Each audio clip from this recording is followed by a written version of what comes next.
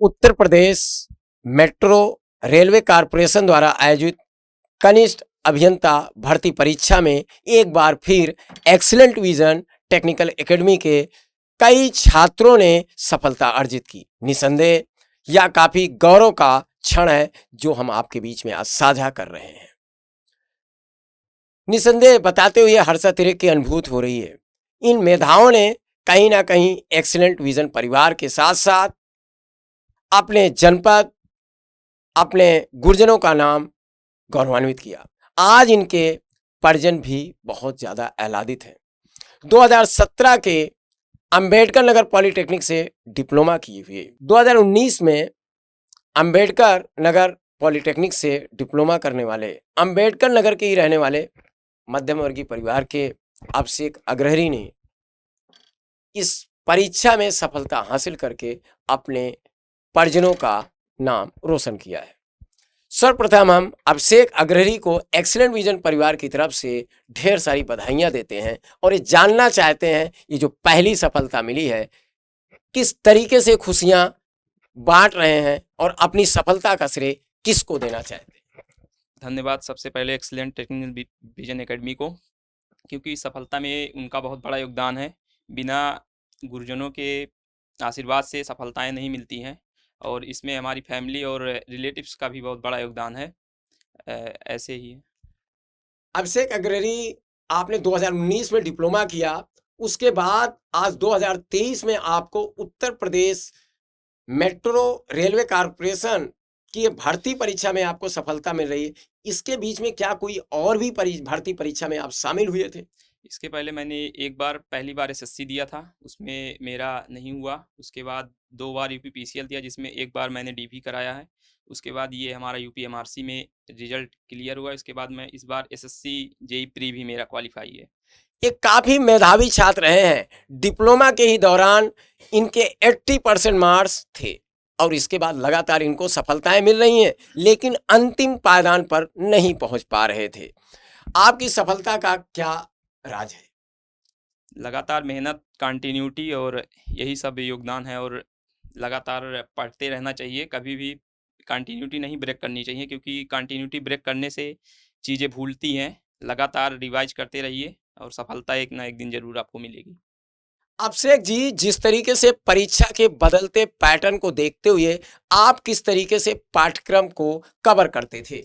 सबसे पहले core subject जो होते हैं उन्हें तो हमें तैयार ही करना है। उसके बाद परीक्षा के पैटर्न को बदलते हुए देखते हुए हमें नई नई चीज़ों को ऐड करते रहना है।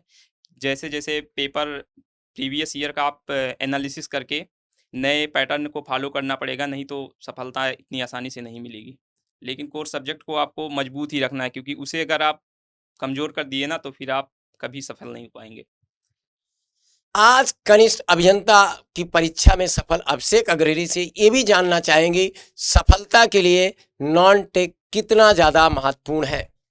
सफलता के लिए तो नॉन टेक पढ़ना ही पड़ेगा, क्योंकि कहीं कहीं 50% वेटेज रहता है, कहीं 40% तो बिना नॉन टेक के तो सफलता नहीं मिलेगी। खासकर इंजीनियर के लिए रीजनिंग और मैथ थोड़ा आसान होता है। अगर इसमें आपकी पकड़ बन गई तो अच्छी है। और जीएस के लिए तो पढ़ना ही पड़ता है लगातार, क्योंकि जीएस एक ऐसा सब्जेक्ट है जो बार बार भूलता रहता है। और करंट अफेयर तो आपको डेली पढ़ना पड़ेगा, क्योंकि करंट अफेयर तो हर एक परीक्षा में पूछते हैं। तो ये सब यही पढ़ना पड़ेगा। मैं चाहूँगा कि अतुल सर आएँ और टेक्निकल के कुछ क्वेश्चन, टेक्निकल एस्पेक्ट से पूछे जा सकने वाले क्वेश्चन अभिषेक अग्रहरी से करें कि आखिर में टेक्निकल सब्जेक्ट की तैयारी के लिए किस तरीके से इनकी रणनीति थी। हम अतुल जी को बुलाना चाहेंगे। अतुल सर को मोस्ट वेलकम सर। पहले तो थैंक यू सर और welcome to all excellent vision. आज जो है अभिषेक हमारे संग हैं और जो इनका सिलेक्शन हो चुका है यूपीएमआरसी में। ठीक है, तो बच्चों आज हम लोग बात करने वाले हैं कुछ इसी से रिलेटेड। हो सकता है कि आपको इससे अगर 1% भी बेनिफिट होता है तो समझिए आपके लिए बेनिफिशियल है। कहने का मतलब ये है कि आपको कोई वही बता सकता है जिसके पास सिलेक्शन हुआ है। ठीक है, तो हम लोग तो मान लीजिए आपको बताते ही रहते हैं कि क्या क्या करना है, क्या चीज़ें नहीं करना है। लेकिन आप कुछ स्टूडेंटों के साथ सुनिए जो हमसे पढ़े हुए, हम लोगों से एक्सीलेंट में पढ़े हुए हैं, तो इससे आपको और ज़्यादा बेनिफिट होगा। तो कोशिश करिएगा कुछ चीज़ सीखने का आपको कुछ न कुछ चीज़ें ज़रूर नहीं मिलेगी, उसको सीखने की कोशिश करिएगा। अगर ऐसा मैं बार-बार कहता हूँ आपसे कि आप किसी को देख के अपना टाइम मत बदलिए, बार-बार यही कहता हूँ कि आप किसी को देख के अपने अकॉर्डिंग, ये नहीं कि कोई रात में पढ़ा तो सिलेक्शन हो गया तो आप रात ही में पढ़िए। सपोज़ आप कंफर्टेबल दिन में हैं, तो आप दिन में पढ़िए। कोई सुबह उठ के पढ़ता है, कोई रात उठ के पढ़ता है। तो ये डिपेंड करता है कि सबकी अलग-अलग सिचुएशन है, ठीक है? मैं बार-बार बताता हूँ, कुछ चीज़ें मैं बताने वाला हूँ। जैसे एक करिए, अगर सपोज़ करिए एक कछुआ है और एक सपोज़ करिए एक खरगोश है और एक पक्षी है। अगर मैं कह दिया कि पेड़ पे चढ़ना है, तो सभी पेड़ पे नहीं चढ़ पाएँगे। सबकी अलग-अलग क्या है, कैपेबिलिटी है, उसके अकॉर्डिंग डिफ़ाइन किया गया है। तो कहने का मतलब बच्चों ये है कि जैसे मैं अभिषेक से बात करूँगा अभी, कुछ चीज़ें आपको आइडिया लगेंगे, टेक्निकल की चीज़ें क्या-क्या आपको करनी है। ठीक है? आप उसी को भी आप मान के करिएगा, और मैं चाहता हूँ कि आप में से कोई आए यहाँ पे और सिलेक्शन हो जाए। फिर हम लोग आप वही सजेशन दें, जो चीज़ें स्टूडेंट को क्या हो सके, बेनिफिशियल हो सके। ठीक है? तो अभिषेक जो यूपीएमआरसी में सिलेक्शन हुआ है, यहीं से पढ़ा हुआ है, ठीक है? और ऑब्वियस सी बात है, बिना मेहनत किए कुछ चीज़ें होती नहीं, जो पहले आपको बात कर चुके, इससे कहने-वहने से कोई मतलब नहीं है। अगर आप मेहनत नहीं करेंगे तो आप मान के चलिए कि आपका सिलेक्शन कभी नहीं हो सकता, ठीक है? तो मैं अभिषेक से कुछ चीज़ें पूछूंगा जो जनरल टर्म हो सकते हैं, जो आपके लिए बेनिफिशियल होंगे, ठीक है? अगर आपको थोड़ा सा 1% भी फायदा होता है तो ये हमारे लिए बेनिफिशियल होगा, ठीक है?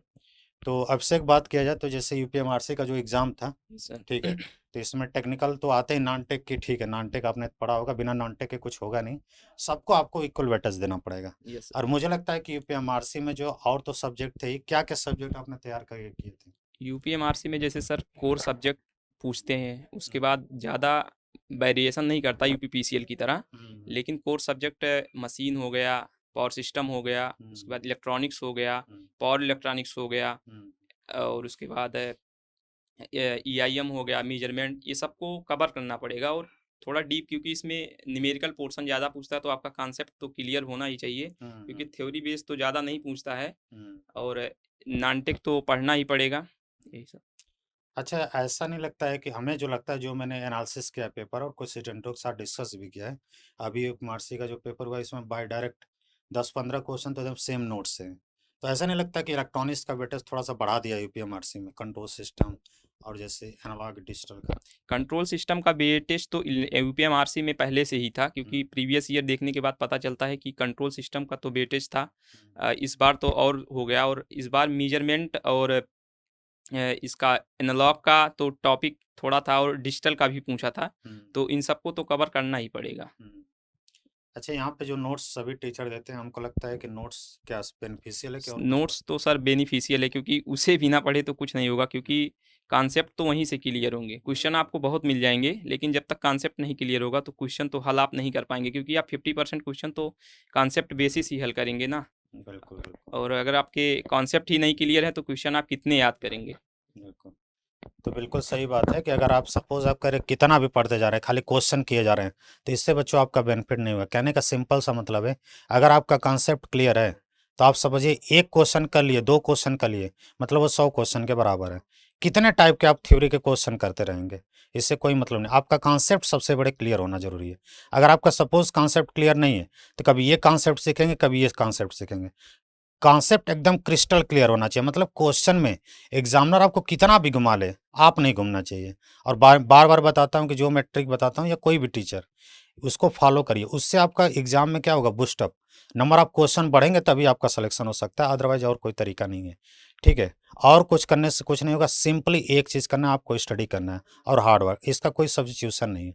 अगर आप हार्ड वर्क नहीं करेंगे तो समझ करिए सिलेक्शन नहीं हो सकता आपसे, ठीक है? अगर आप टाइम पास करें, अगर आप एडमिट कार्ड का केवल वेट करके तैयारी करते हैं, मतलब आप सिलेक्शन की रेस में नहीं है। और किसी एग्ज़ाम के लिए कम से कम आप 4, 5, 6 मंथ के लिए आप अच्छे से प्रिपेयर करेंगे, और रिगरस एक्सरसाइज और डेली रूटीन में होना चाहिए। ऐसा नहीं कि एक दिन 12 घंटे, एक दिन 14 घंटे और एक दिन 2 घंटे, ऐसे नहीं। रेगुलर स्टडी करिए और रेगुलर इंटरवल पे करिए। सपोज़ 6 घंटे पढ़े, रेगुलर 6 घंटे देना है आपको, ठीक है? तो ऐसे आप स्पेसिफिक और स्मार्ट वर्क करके आप स्टडी करेंगे, तब आपका सिलेक्शन हो पाएगा, ठीक है? और एक्सीलेंट विजन टेक्निकल एकेडमी को हम सबसे पहले बहुत बहुत धन्यवाद देते हैं, क्योंकि इनका इंस्टीट्यूट और सर लोगों का बहुत बड़ा योगदान है हमारी सफलता में, और हमारे मित्रों का, हमारी फैमिली और हमारी रिलेटिव्स का भी बहुत बड़ा योगदान है, क्योंकि इनके ही मोटिवेशन से हम आज यहाँ खड़े हैं, जिसमें हमारे मित्रों ने भी बहुत योगदान दिया है, उनको भी धन्यवाद।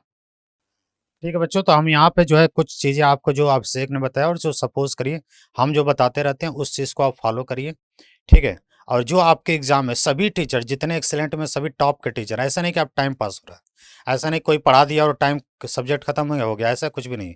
सभी टीचर का जो भी कंटेंट है वो बेस्ट कंटेंट है, इंडिया लेवल पे मैं बात कर रहा हूँ। ऐसे टाइम पास वाला कोई कंटेंट नहीं है।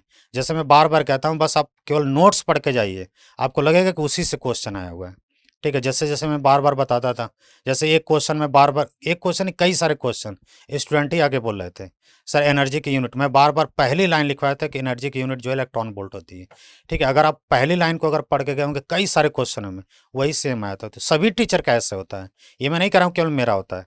तो मतलब सभी एक्सपीरियंस फैकल्टी है, अगर आप उनका नोट्स फॉलो करिए और क्वेश्चन की प्रैक्टिस करिए, आप डेफिनेटली सक्सेस हो जाएँगे, ठीक है? हार्ड वर्क करते रहिए, आपका सक्सेस सिलेक्शन होना ही होना है, ठीक है? चलिए बच्चों आज के लिए बस थैंक यू, ठीक है? फिर मिलते हैं next time. Thank you so much.